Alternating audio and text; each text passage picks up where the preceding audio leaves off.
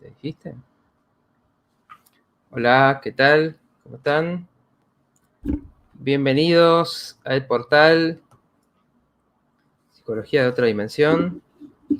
Bueno, tenemos una invitada que es bioquímica y es máster en psicoinmunoneuroendocrinología, palabra muy difícil.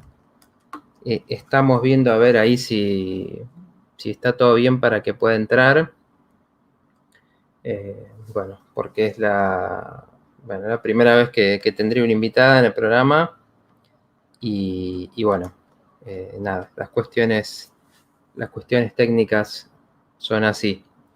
La idea es, vamos a hablar con ella, espero que lo podamos concretar, de todo lo que es la relación mente-cuerpo, que bueno, sabemos que la medicina, por lo menos la medicina más oficial con la que vivimos, ¿no? El paradigma en el que vivimos sigue haciendo como una diferencia tajante, ¿no? Entre lo que es la mente y los problemas de la mente, los problemas psicológicos o los temas de la mente, ¿no? No necesariamente los problemas, sino los temas en general, de cómo influyen, cómo afectan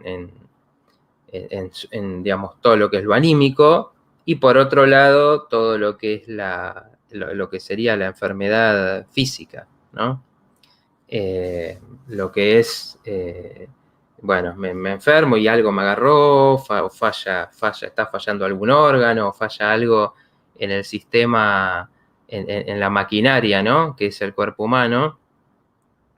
Y bueno, es como que esas visiones están muy, muy separadas, y uno todavía la mayoría de las veces cuando vas a ver un médico, digamos, te va a hablar desde esa perspectiva, ¿no?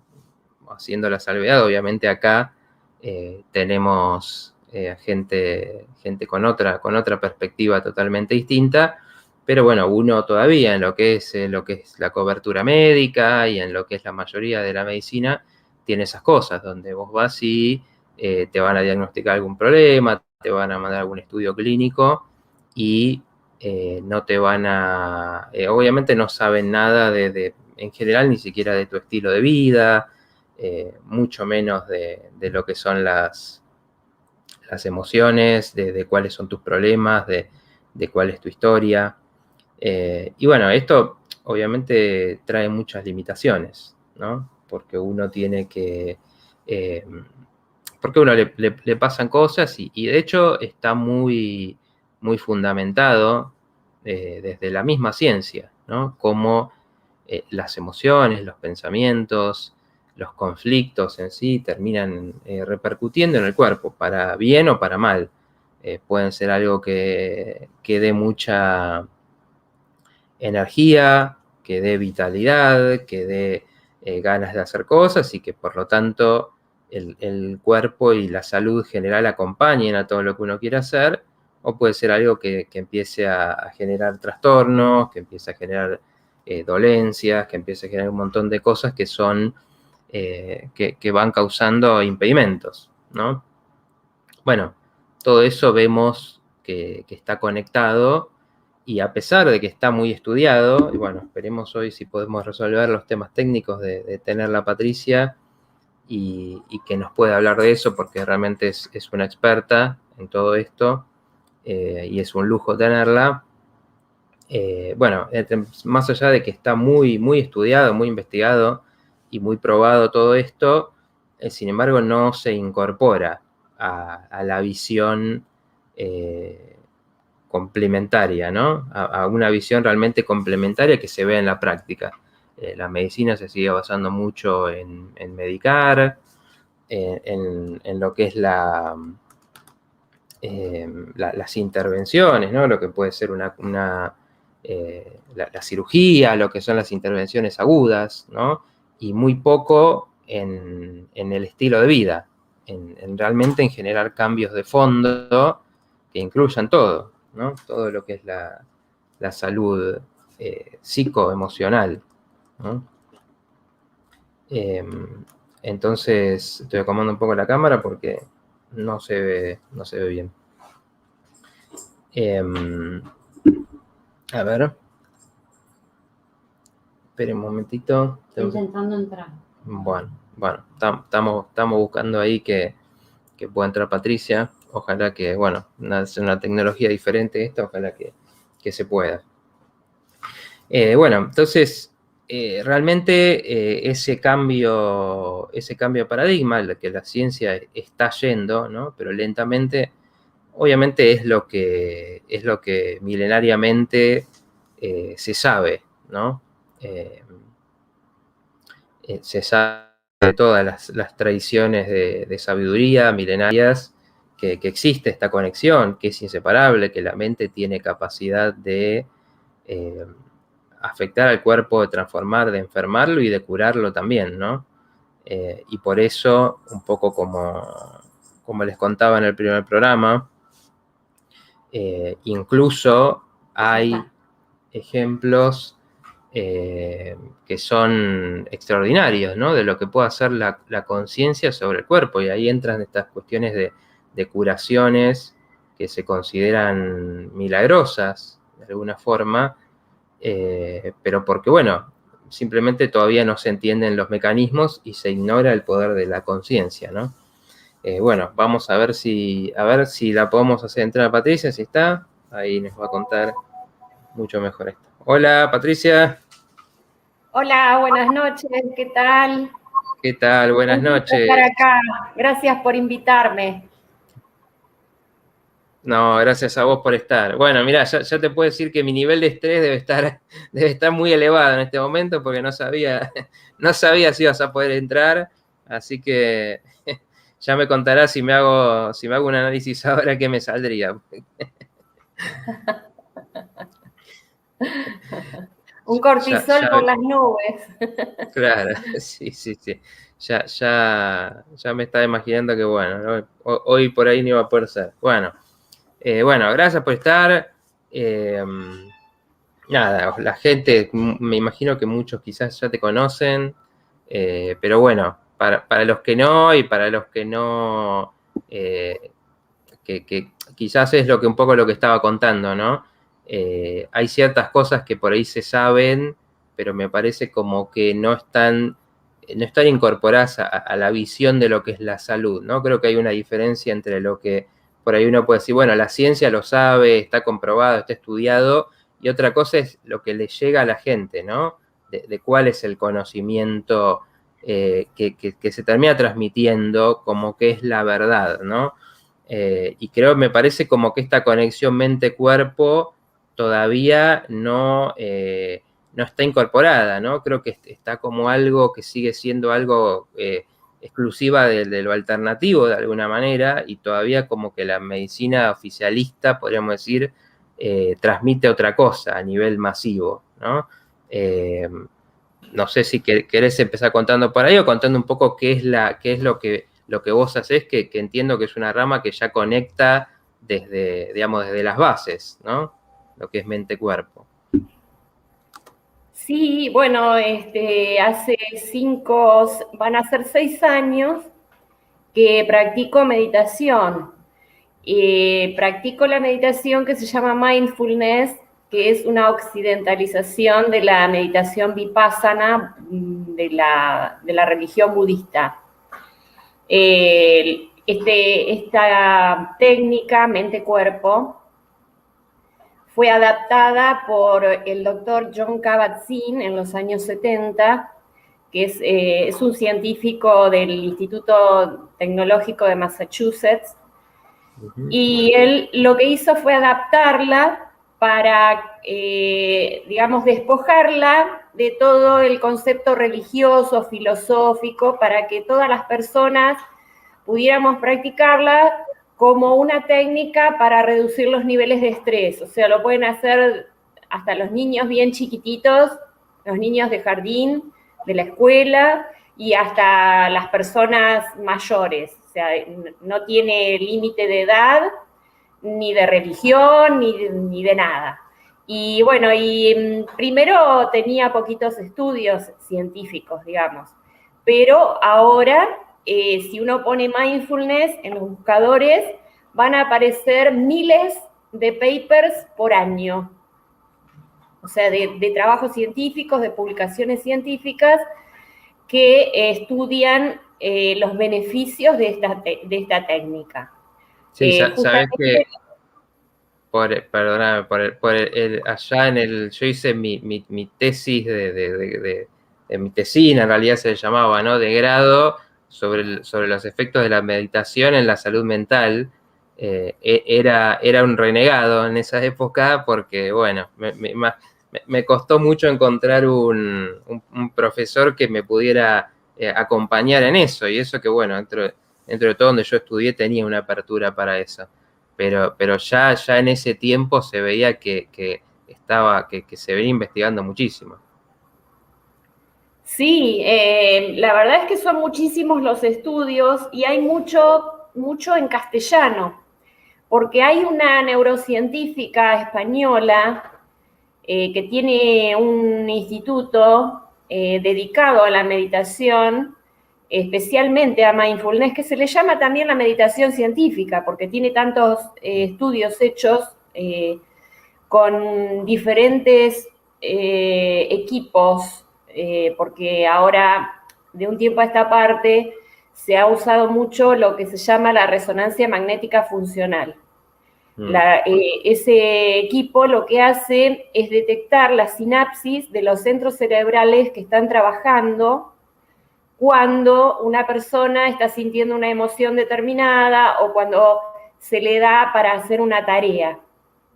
Entonces, esta científica, la doctora Nazaret Castellanos se llama, ella tiene una página y tiene muchos estudios hechos, incluso ella estuvo investigando en Londres también.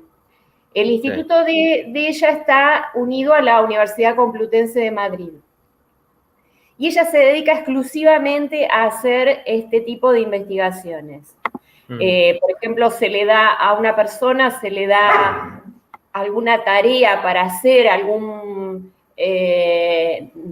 por ejemplo, algún cálculo matemático, escribir algo, o se le muestran imágenes que despierten emociones, o películas o videos que demuestren emociones.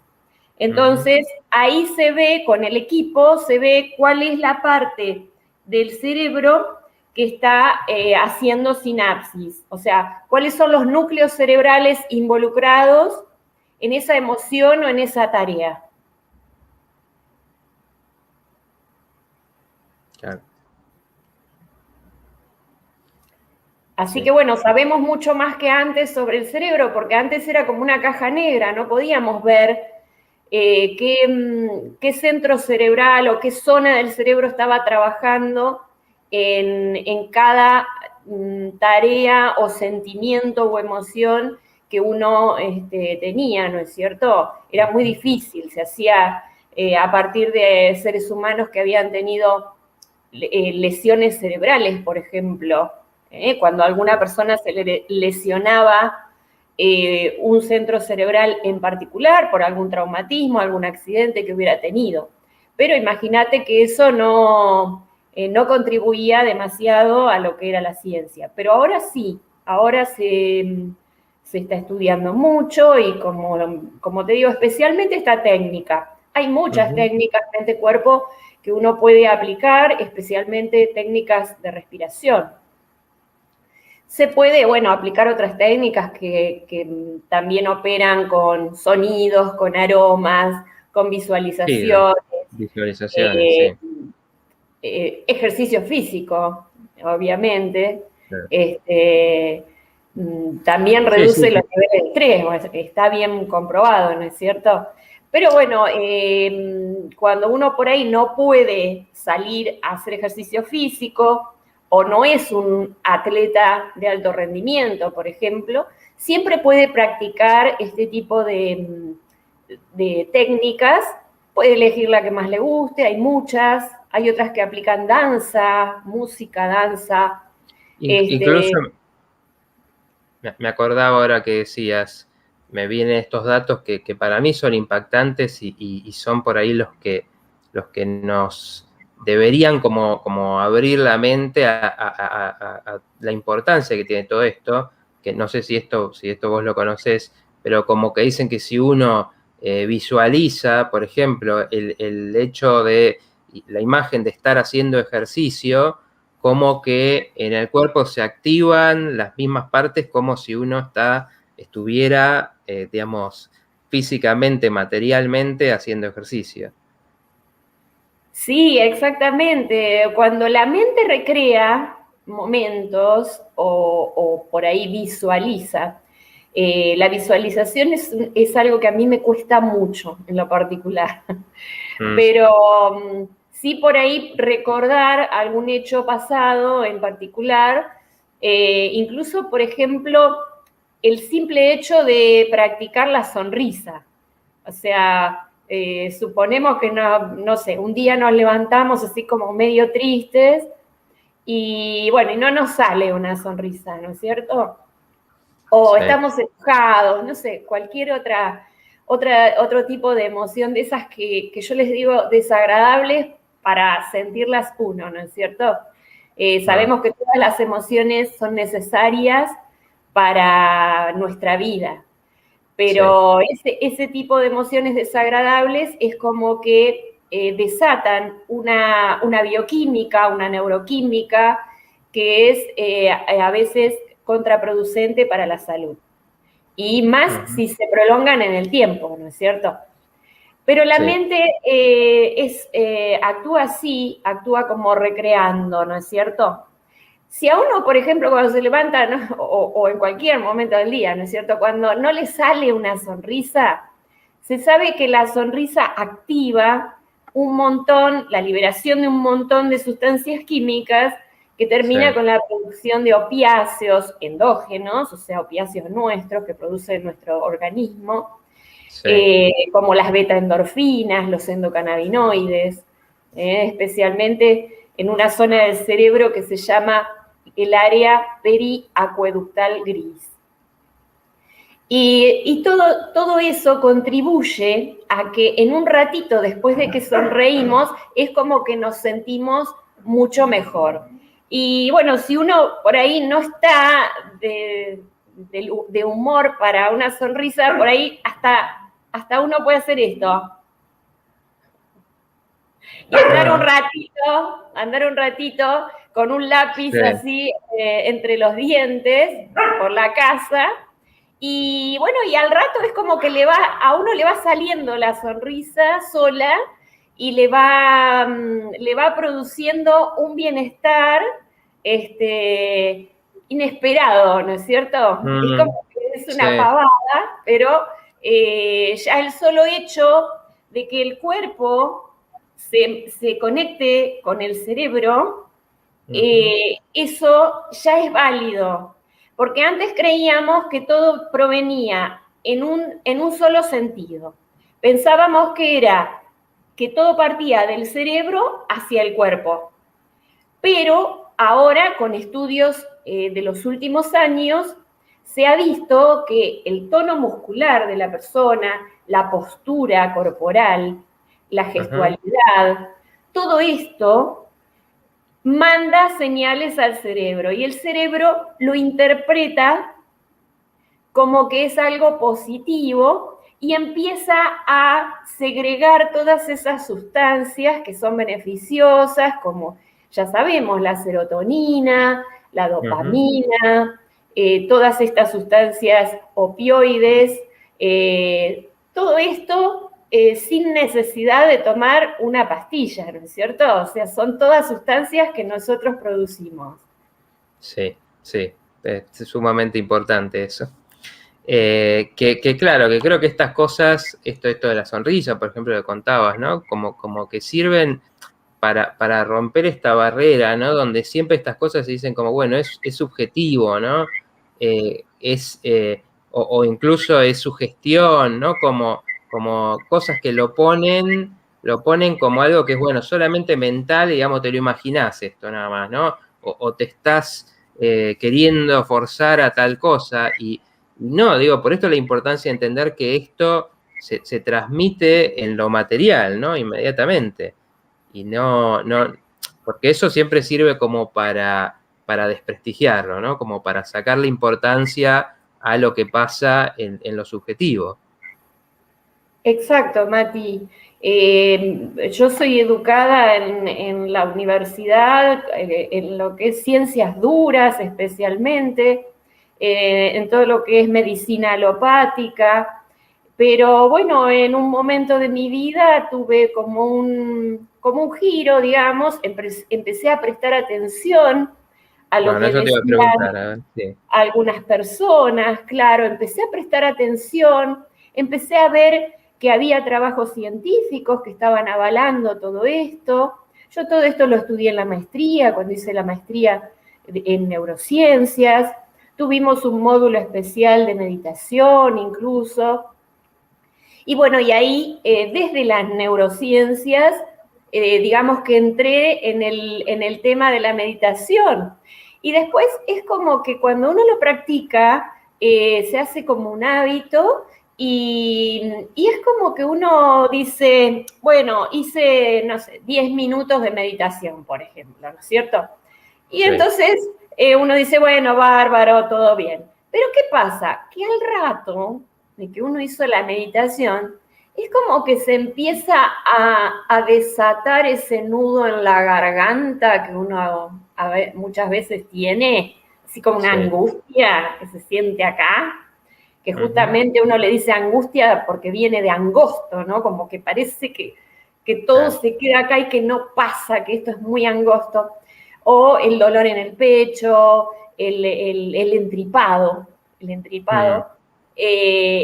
Porque nosotros todo lo que es emociones, desatamos toda una neuroquímica que entra en la circulación general del cuerpo y nos puede enfermar los órganos y sistemas. Entonces, es importante que nosotros por allí, con unos minutitos por día, aunque sea, practiquemos alguna de estas técnicas, podemos elegir la que más nos guste y vamos a ver que hay un alivio importante. Sí, yo vi, bueno, la meditación me hace acordar yo también practico, ¿no? Con dificultades, me hace acordar a uno de estos científicos que iniciaron esto, este se llama Charles Tart, por ahí lo ubicás, porque es bastante, él decía, yo soy un experto en los problemas con la meditación, ¿no? Porque decía, practico todos los días, pero esto que me distraigo, que me cuesta, que tengo que volver, pero lo que yo experimenté, digo que a pesar de esas cosas, cuando uno conecta con esa sensación de que en algún momento, aunque sea por unos minutos, pero como que desaparece la angustia, desaparece la ansiedad, desaparecen los pensamientos imparables, ya saber que existe esa sensación es algo que te queda, que te impacta, porque antes de practicarlo, para mí, era como algo, lo había escuchado, pero no, digo, esto uno tiene la idea por ahí de que existen estos estados, pero que bueno, que los viven algún iluminado, que existieron y que lo pudieron incorporar a su vida, pero que uno es otra historia, ¿no? Que nosotros tenemos que vivir en la preocupación y en la angustia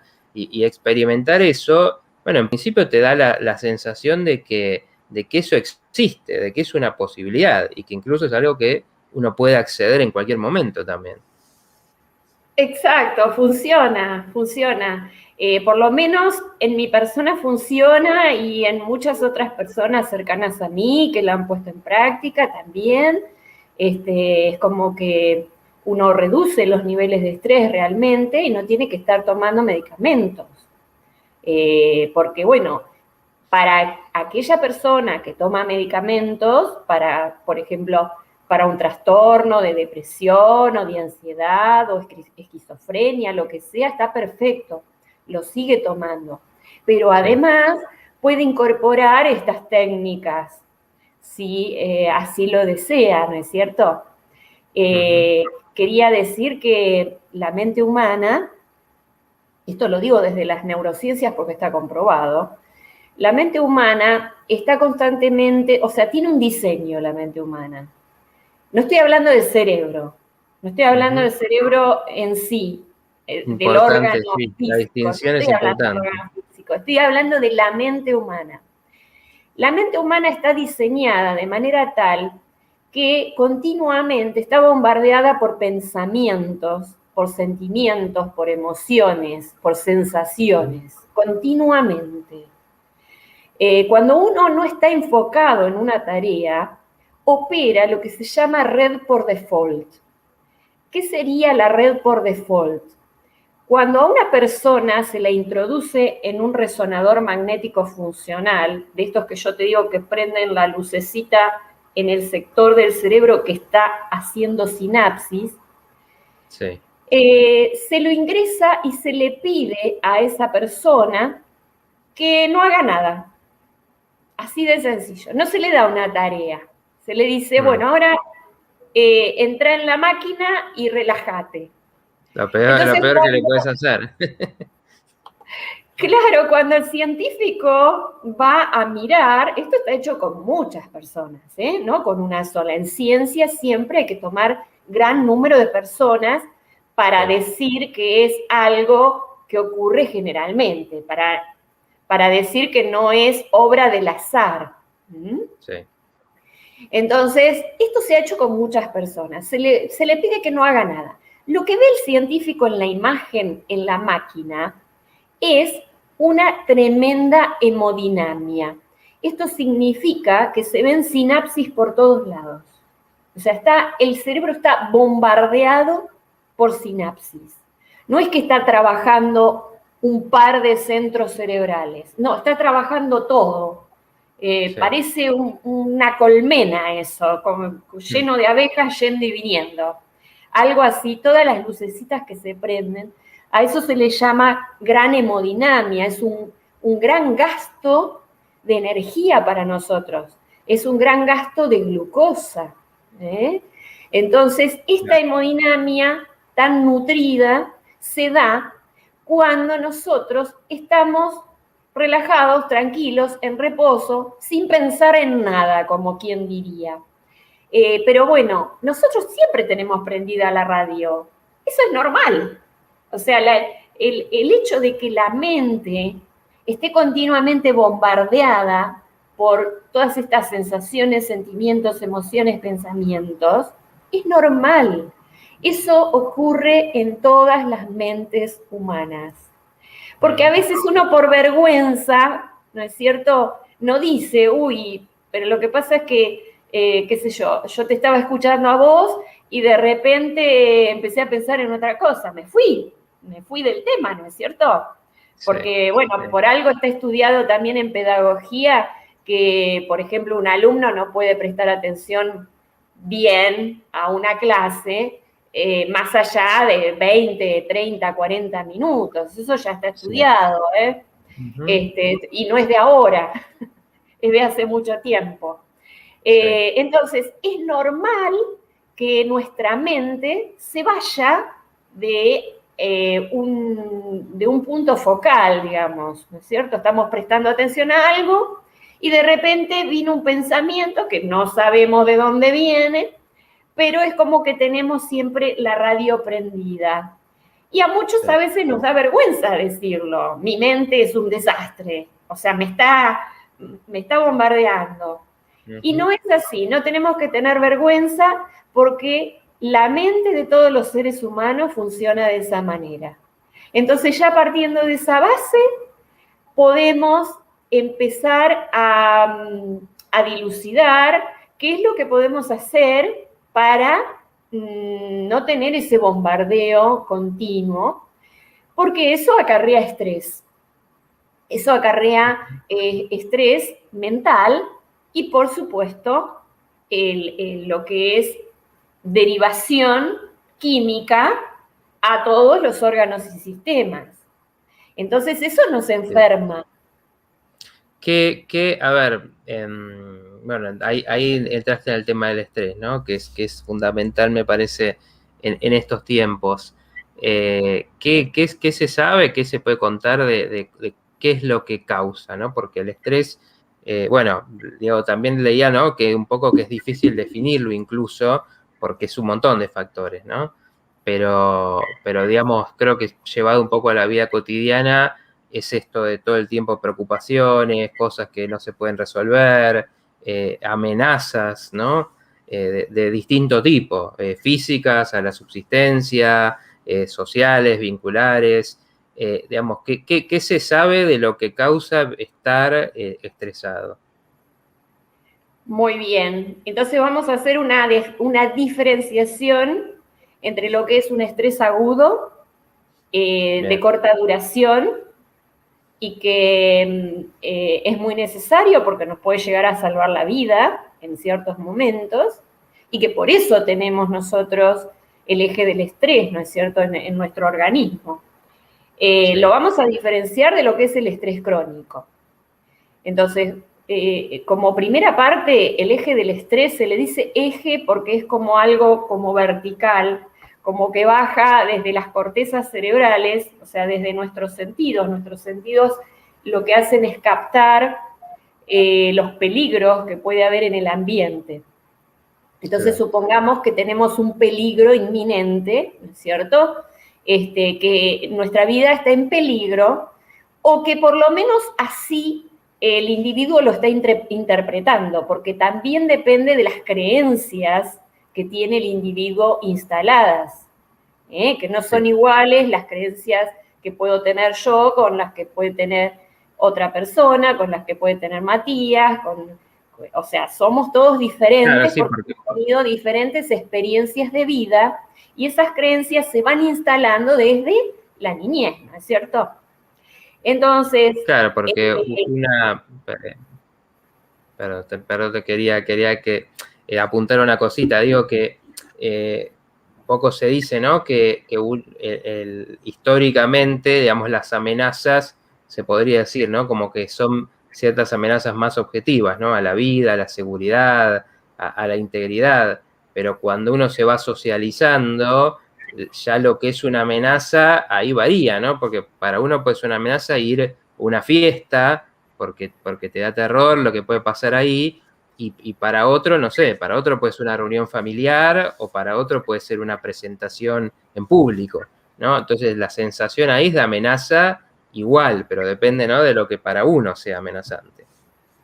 Sí, bueno, el mecanismo del estrés se va a desencadenar tanto en una situación como en la otra. Es decir, se va a desencadenar en ese peligro inminente, por ahí para la vida o para la seguridad nuestra, ¿no es cierto?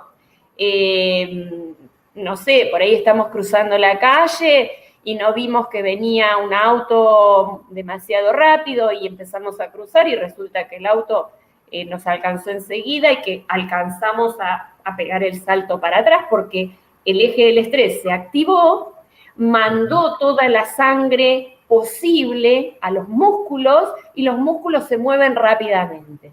Ahí el estrés está perfecto, nos está salvando de un peligro que es inminente, que es físico incluso, no es un peligro mental que digamos, ¿no es cierto? No son estos pensamientos que vos estás mencionando, que son las rumiaciones que uno puede llegar a tener.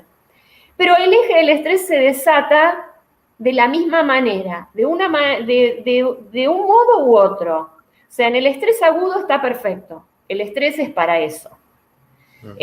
Ahora, el tema es cuando ese eje del estrés se desencadena innecesariamente. Porque para la mente, cuando nosotros por ahí recordamos algo, la mente es como que lo está viviendo de vuelta. La mente no está diferenciando si el hecho está pasando ahora o si pasó antes. Al nosotros insertarnos con la mente en ese recuerdo, si es un recuerdo triste, si es un recuerdo desagradable, si es un recuerdo violento, agresivo, la mente va a revivir nuevamente esa situación y va a desencadenar otra vez toda esa serie de reacciones químicas que son inflamatorias y que pueden llegar a enfermarnos, ¿no es cierto? Entonces, es como que uno tiene que tratar de no caer en ese tipo de pensamientos. Y, por ejemplo, esta técnica que habíamos nombrado, la meditación, justamente lo que hace es sacarnos del pasado o del futuro, porque la mente está continuamente entre el pasado y el futuro, o sea, recuerdos, incertidumbres del futuro.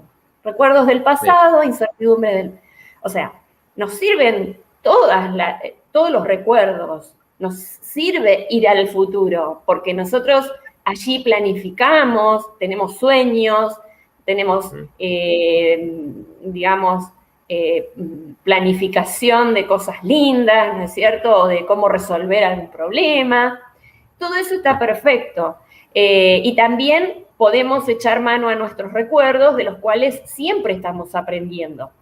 Lo que no tenemos que hacer es quedarnos a vivir mucho tiempo ahí, porque ahí entran a transcurrir todas estas rumiaciones y nos entristecemos o nos enojamos, y eso desata también toda esta cadena de reacciones químicas que producen inflamación, y si estamos mucho tiempo en esos recuerdos o en esas incertidumbres de que, ay, ¿qué va a pasar? Que no sé qué, que no sé cuánto, no, o sea, nadie puede predecir el futuro.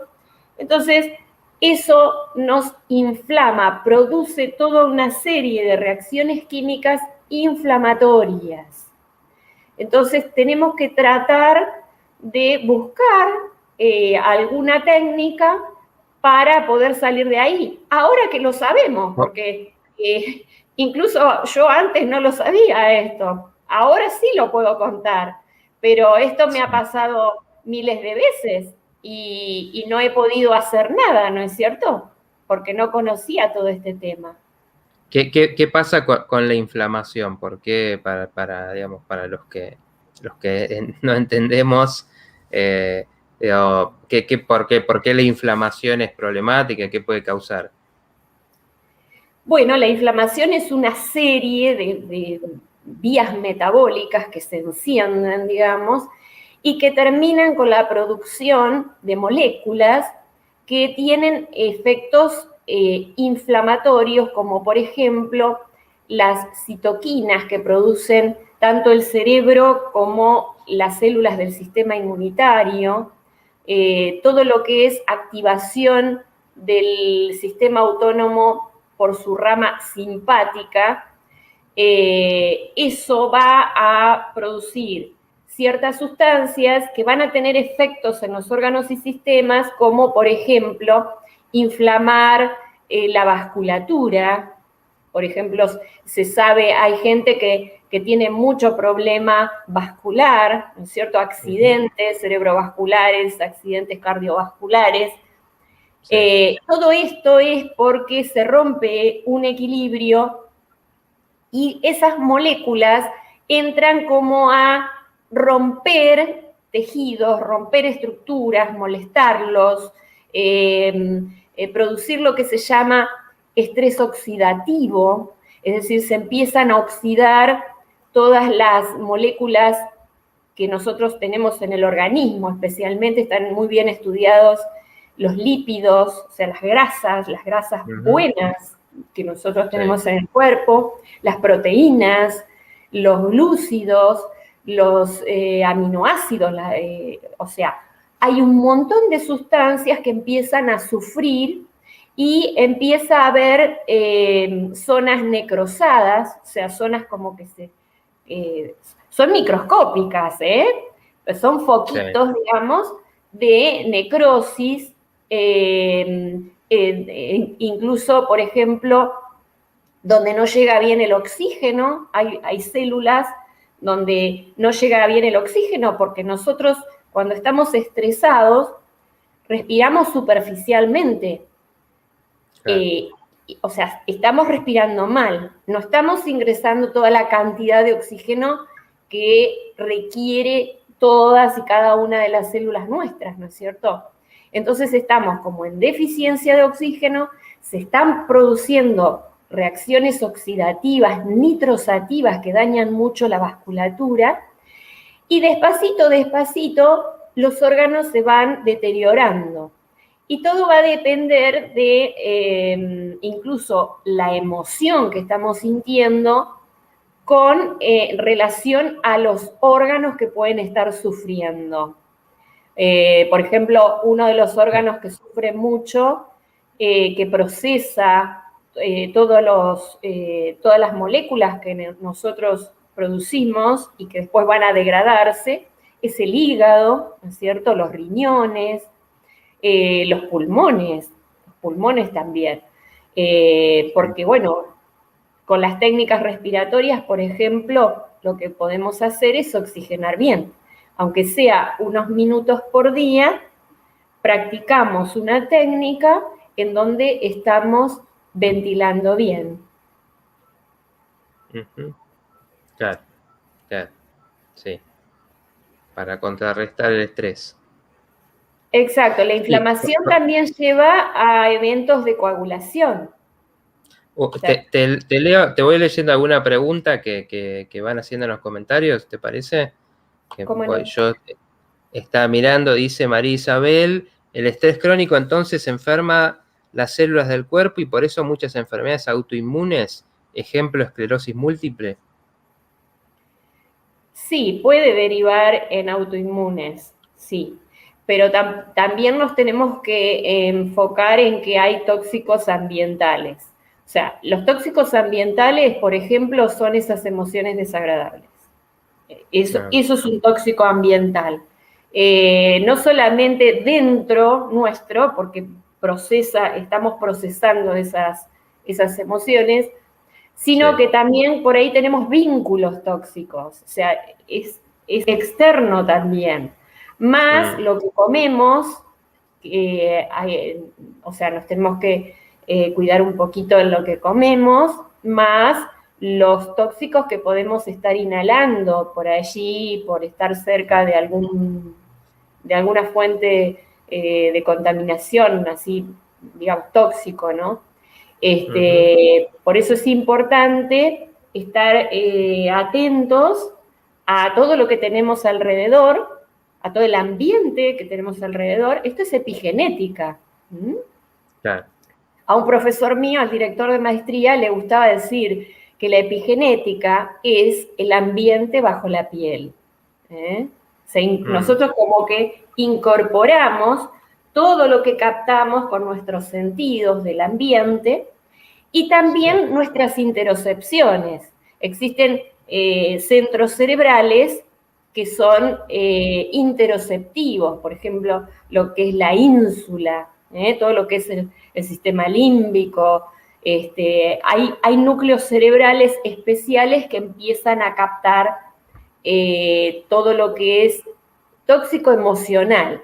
O sea, tenemos tóxicos físicos, químicos, y también tenemos tóxicos emocionales. Ahora estamos investigando, estamos leyendo toda esta parte, porque es muy importante también saber que si uno tiene una alimentación impecable, no es sedentario, hace ejercicio, es decir, tiene un estilo de vida sano, como diríamos, cuida todos los aspectos, pero no cuida la parte emocional, y bueno, y eso enferma también, porque, por ejemplo, ¿cuándo a una persona se le puede producir un ataque cardíaco?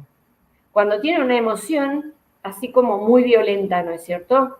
Especialmente las de enojo.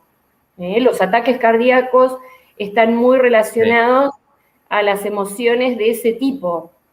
O sea, ya venía ese individuo con el trabajito del goteo, digamos, la gotita que cae, que cae, que cae, de la inflamación, de tener activado el eje del estrés, y continuamente, o sea, un estrés crónico, y tiene por eso una inflamación crónica que se llama de bajo grado. Después pasa a lo que es emoción crónica, pero de un grado un poco más elevado, y después, bueno, puede pasar a un ataque cardíaco, a una ACV, un disgusto, por ejemplo. Nosotros sabemos que está ligado a todo lo que es eventos cardiovasculares. Sí, en los pacientes cardíacos también bueno, trabajar un poco en interdisciplina, que yo lo veo, pero me lo comentan también, que en general son pacientes que tienen mucho problema en registrar sus emociones, ¿no? Y por lo tanto en expresarlas.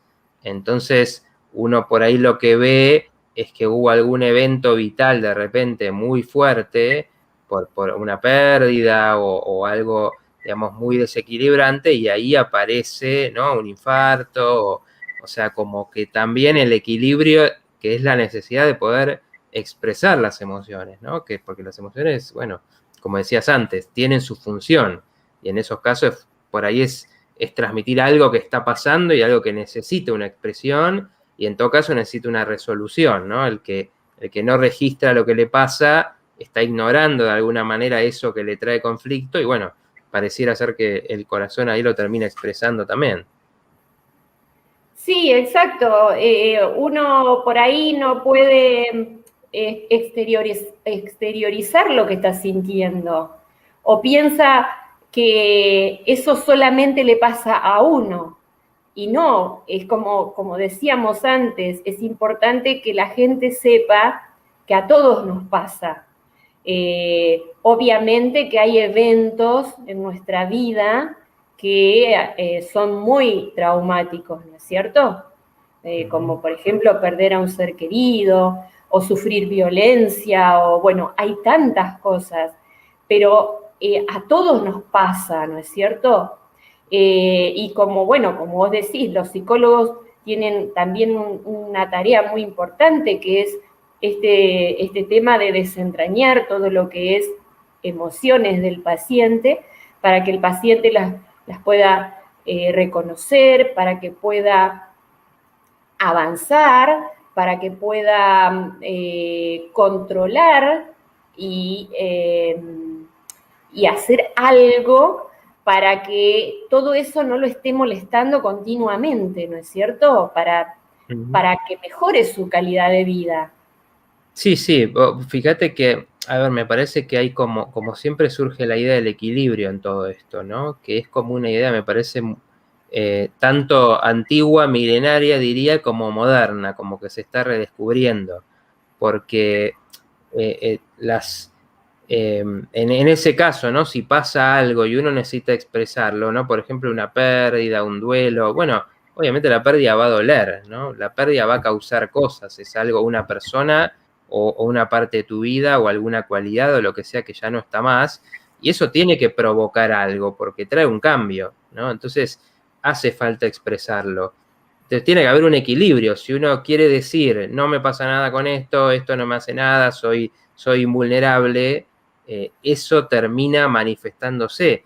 Y creo que lo mismo en lo que decías de la alimentación, lo que hay en el ambiente. No, si nosotros pensamos que podemos alimentarnos de cualquier cosa que no sea lo que nuestro organismo necesita, y eso no va a hacer efecto, o que podemos respirar cualquier cosa o estar en contacto con cosas tóxicas y eso no va a hacer efecto, justamente es como una idea de estar separados del ambiente, ¿no? Como si fuéramos algo que no tiene nada que ver con su contexto, y que como que pudiéramos estar sanos más allá, como si la salud fuera algo que se te da o no se te da, y no tuviera nada que ver con esa interacción constante, ¿no? Con lo que te nutrís de alguna forma.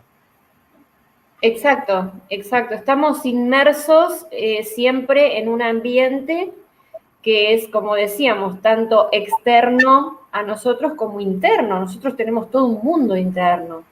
Y bueno, y cada uno va a ir reaccionando de acuerdo a las creencias que tiene instaladas. Por ejemplo, en una época, me acuerdo que decían, los hombres no lloran, ¿no es cierto? En una época no muy lejana. Después, bueno, como que eso se fue puliendo un poco y bueno, Sí. los hombres pudieron llorar, pero eso me parece muy tirano, porque también esto que vos decís nos hace mal, no poder expresar nuestras emociones, ¿no es cierto? Porque es como que uno siente un alivio cuando las expresa. Entonces, por algún lado hay que canalizarlas. Sí, vos sabés que en uno de los trastornos más graves que hay en psicología, son en los que se dejó de sentir, en los que es tan fuerte la dificultad o la experiencia que hubo en que se tiene que cortar del todo la capacidad de sentir. Entonces una persona que está anestesiada, que no siente nada con lo que le pasa, o inclusive una estructura más grave como la psicopática que no percibe al otro, ¿no? Justamente tiene que ver con la incapacidad de procesar emociones, ¿no? Y eso es como lo peor que nos puede pasar. Lo que habla, me parece, de que uno tiene que poder sentir y tiene que de alguna forma aprender a permitir eso, ¿no? Porque si no, no solo que te enfermas, sino que te tenés que excluir de la vida de alguna manera, ¿no? Como decir, bueno, llego a un punto en que nada me importa, no me pasa nada, porque si me pasa, bueno, eso es muy fuerte, ¿no? Para lo que puedo manejar, de alguna manera. Digo, eso habla, me parece, la importancia de poder lidiar con las emociones, ¿no? Que volvemos a eso, cuando meditas también, te sentás ahí y permitís que todo venga, ¿no? También. Y eso es como decir, bueno, le hago frente y le doy espacio a esto. Bueno, cómo no, ahora es como que se nos está terminando el tiempo, pero bueno, por ahí en algún próximo encuentro podemos explicar qué es lo que sucede en nuestro cerebro y en nuestra mente cuando nosotros meditamos. Cuando nosotros meditamos, lo que estamos haciendo es hacer pasar las emociones por otros centros cerebrales. O sea, las emociones pasan por determinados centros cerebrales y nos hacen daño. Pero si nosotros con una técnica de este tipo las desviamos y las hacemos pasar por otro centro cerebral, entonces ahí estamos ganando en el tema emocional. Y ahí está el beneficio de la meditación. Por ejemplo, la meditación, siempre yo les digo a los que practican o se inician en practicar meditación, lo que les digo es que la meditación no es poner la mente en blanco, de ninguna manera. No se trata de poner la mente en blanco, eso es imposible por lo que contamos antes, ¿no es cierto? Que cuando uno se relaja y no está haciendo nada, en realidad el cerebro está trabajando peor que si estuviera haciendo una tarea determinada. Así que después eso lo podemos comentar, los beneficios que tiene la meditación y por qué, ¿no es cierto? Nosotros no vamos a poner la mente en blanco, pero sí podemos disminuir los niveles de estrés, que eso es lo que nos enferma. Ese estrés crónico, ese estrés inflamatorio, oxidativo, que está ahí siempre presente. Entonces, con esto podemos como ir por otro camino y modificar la estructura del cerebro, o sea, se modifica la estructura del cerebro con, Sí. por ejemplo, la meditación. Bueno, esas cosas, digo, hay que subrayarlas de todas las maneras posibles, porque creo que es esto, ¿no? Creo que hoy, a ver si tenemos, como decía, tenemos un par de minutos más, pero digo, me parece tan importante hoy poder transmitir a la gente, porque a veces yo me encuentro frustrado en ese sentido de tratando de explicarle a las personas de que si vos vivís en miedo, si vos vivís preocupado, si vos vivís angustiado, eso a la hora de que te pase cualquier cosa, de que aparezca cualquier tipo de enfermedad, cualquier tipo de problemas, va a influir, ¿no? Y creo que a la gente, si bien puede entender esto, cuesta incorporarlo, ¿no? Y hoy estamos viviendo con la idea de que, bueno, te enfermas y te enfermas depende de alguna razón misteriosa que nada tiene que ver con esto, con tu ambiente, ¿no? Con tu organismo, con tus emociones, o sea, cómo transmitir, cómo explicar que eso es determinante a la hora de decir, bueno, cómo uno atraviesa cualquier situación, ¿no? De salud. Claro, sí, cada uno tiene lo que se llama su estilo de afrontamiento, que eso depende de una acumulación de situaciones que hemos vivido y de creencias que hemos incorporado. Pero sí tenemos que saber que esto es un ida y vuelta. No es solamente que el cerebro manda señales al cuerpo, también el cuerpo manda señales al cerebro y lo Claro. modifica.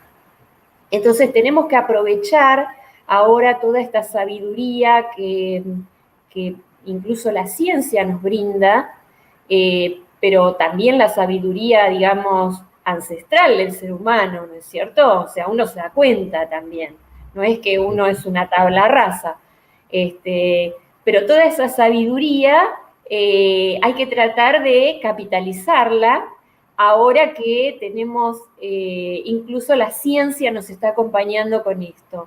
¿Por qué? Bueno, porque esto de las meditaciones eran cosas de los orientales, de los yogis, de los gurús, qué sé yo, y uno lo veía como así muy lejano y como que era una cultura que a nosotros no nos alcanzaba, ¿no es cierto?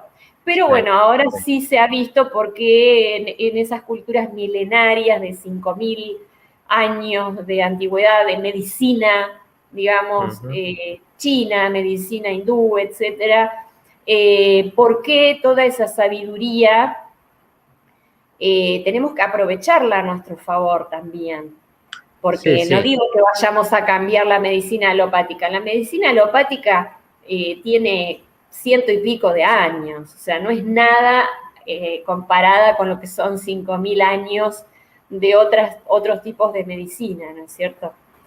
Pero bueno, nosotros estamos inmersos en este mundo y no estamos renegando de la medicina alopática de ninguna manera. Así No, que no. vamos con ella, vamos incorporando pequeñas cosas que nos hacen bien. No, sí, claro, exacto. Yo creo que hay una evolución, creo que así como hay una evolución social, cultural de la especie, así como personal de cada uno. Y bueno, creo que la evolución esa va hacia la integración, ¿no? Hacia entender esto y quizás recuperar este conocimiento, porque si uno va al conocimiento taoísta, por ejemplo, si va al chamanismo, son concepciones que tienen mucho que ver con conectar con tu ambiente, con saber que sos parte. Entonces, bueno, la cosecha va a funcionar mejor en tal fecha y en otra no. Y eso depende de que vos te alimentes o que no te alimentes, ¿no? Que todo haya una hambruna, por ejemplo, ¿no? O el agua que tomes, tiene que ver con estar conectados con ese ambiente. Y creo que hoy obviamente los avances de la ciencia sirven muchísimo, ¿no? Y traen soluciones para un montón de cosas, pero el problema viene cuando se cierran solamente en una visión y todo lo que no encaja lo descartan, ¿no? Entonces, todas estas, muchas de estas cosas que estamos hablando, si bien se saben, como no encajan en ese paradigma de, bueno, tomate esta medicación y eso es lo único que podés hacer para estar mejor, bueno, se descartan, ¿no? Se descartan como cosas, bueno, o como un poco subjetivas o incontrolables que no se pueden, bueno, y eso creo que ahí está el daño, ¿no? Cuando un sistema de conocimiento se cierra tanto que no permite que las experiencias entren. Claro. Por eso es todo acompañar, digamos. Si uno necesita de la medicina alopática, bueno, la va a seguir, va a seguir las indicaciones de los médicos, Sí. etcétera, pero también, por supuesto, podemos explorar todo este tipo de técnicas que para nosotros son novedosas, para nuestra cultura son novedosas, Sí. pero son beneficiosas, tienen ciencia atrás, tienen mucha ciencia, porque la ciencia no es un trabajo científico. Para la ciencia, en un tema tiene que haber muchos trabajos científicos que apoyen cierta hipótesis o cierta teoría que al parecer la están corroborando. Exacto. Bueno, Patricia, muchísimas gracias por estar. Realmente súper interesante todo lo que contás y creo que la gente, por lo que viene comentando, también está muy interesada. Obviamente estás invitadísima para volver a participar cuando quieras, para seguir con estos temas, que bueno, nos quedaron un montón de cosas para charlar. si querés contar cuál es tu Instagram para que la gente te pueda buscar, seguramente va a haber muchos interesados en seguirte. Bueno, mi Instagram está recién comenzando, o sea, mis redes sociales todavía están desatendidas por mí, digamos. Pero mi Instagram es @doctora Patricia Fernández, DRA, @DRA Patricia Fernández. Bueno, perfecto, para que la gente te pueda buscar. Bueno, muchísimas gracias por participar y bueno, como cuando quieras la continuamos. Bueno, muchísimas gracias por invitarme, un besito, saludos para todos. Bueno, y nada, les agradezco a todos por estar, por participar. Ahora viene Mariana mirá el programa que viene ahora, Medicina Integral Consciente se llama. Fíjate si tendrá que ver con lo que estamos hablando. Por suerte, bueno, creo que hay cada vez más gente interesada en estas cosas. Así que, bueno, le damos, quédense con ella, que seguramente, bueno, vamos a seguir con esta línea. Y bueno, nada, nos despedimos, nos vemos la semana que viene.